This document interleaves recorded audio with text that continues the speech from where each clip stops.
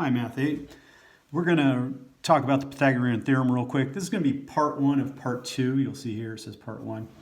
It's really important that you understand that you have to write the theorem as a squared plus b squared equals c squared. That basically saying that the sum, that's addition, right? The sum of these two squares are going to be equal to the square of this one term. Okay, so a and b are legs. Legs form the right angle.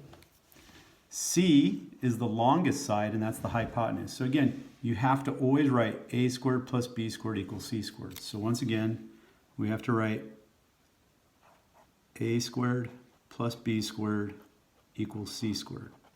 And then it's really just fill in the spots with the numbers that we have and then go from there. So this first triangle, what we're going to do is we're going to determine what the hypotenuse is. Again, the hypotenuse is the longest side. It doesn't really matter which one's A or B, but I tend to go from left to right. So A is 3 squared, B is 4 squared, okay? And we don't know what C is, so that's C squared. Now if you want to use your calculators, go ahead. And remember, you can pause the video anytime you want.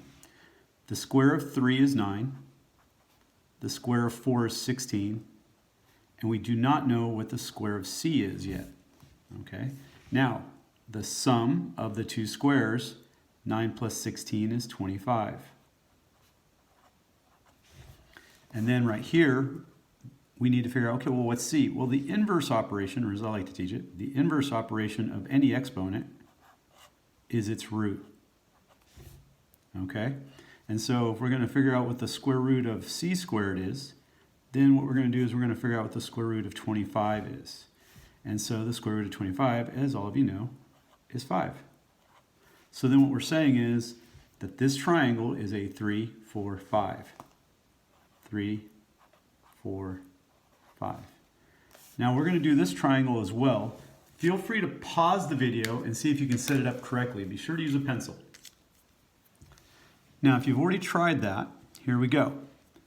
A, B, C, okay?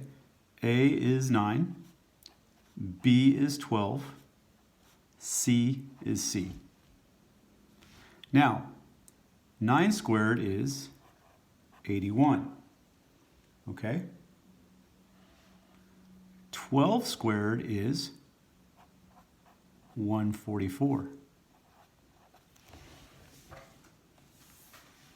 The sum of these two squares, and again, if you want to pause the video at any time, go ahead. 1 and 4 make 5, all right? 8 and 14 make 22. And once again, we're at this point. This step is always going to be the same. As a matter of fact, if you look at these two examples, when we're trying to find the hypotenuse, our steps are always going to be the same. So the square root of 15, the square root of 25 is 15. I gave you the answer there. And then the square root of c squared is c.